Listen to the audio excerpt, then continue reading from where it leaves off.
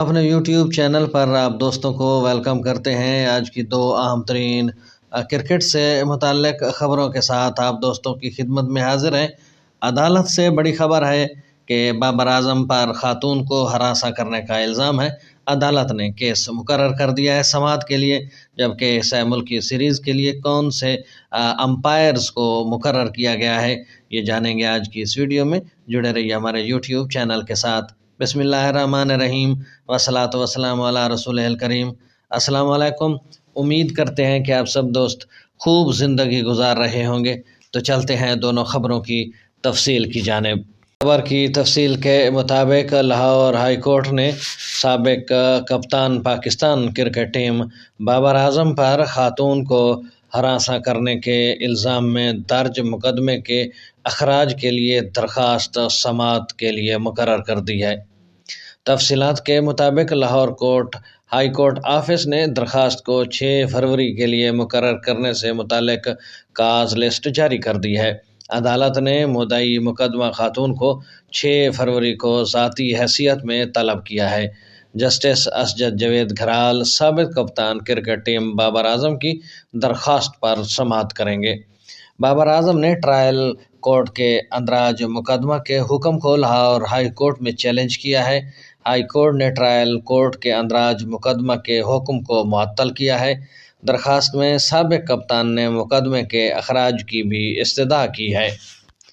جبکہ دوسری طرف دیکھیں تو آئی سی سی نے ڈیوڈ بون، رچرڈ ایلگورتھ اور مائیکل گف کو 6 فریقی ون ڈے سیریز کے لیے میچ افیشلز مقرر کر دیا ہے۔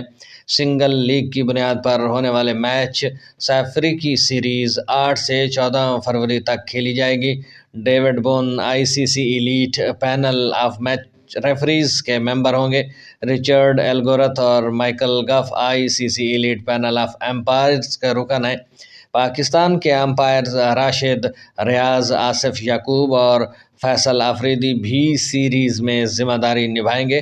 آئی C C elite panel of umpires میں شامل پاکستان کے احسن رضا 14 فروری کو فائنل میں رچرڈ ایلگورتھ کے ساتھ امپائرنگ کریں گے۔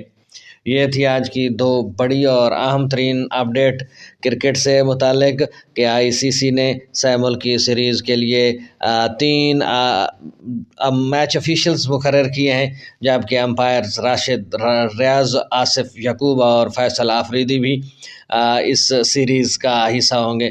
جبکہ دوسری طرف بابر اعظم کی درخواست پر خاتون کو ہراساں کرنے سے مقدمے سے متعلق درخواست کو خارج کرنے کے حوالے سے اپیل کی گئی تھی، چیلنج کیا گیا تھا عدالت کے فیصلے کو۔ تو 6 فروری کو سماعت کے لیے کیس مقرر کیا گیا ہے اور درخواست دینے والی خاتون، مدعی خاتون کو بھی عدالت نے ذاتی حیثیت میں طلب کیا ہے۔ آئی ہوپ سو کہ آج کی یہ اپڈیٹس آپ کو پسند آئیں گی۔ کومنٹ سیکشن میں اپنی رائے سے ہمیں ضرور آگاہ کیجیے گا۔ اب تک کے لیے اتنا ہی، ملتے ہیں نئی خبروں کے ساتھ، نئی اپڈیٹس کے ساتھ۔ تب تک اپنا خیال رکھیے گا، اپنی دعاؤں میں یاد رکھیے گا۔ اللہ ہم سب کا حامی و ناصر ہو۔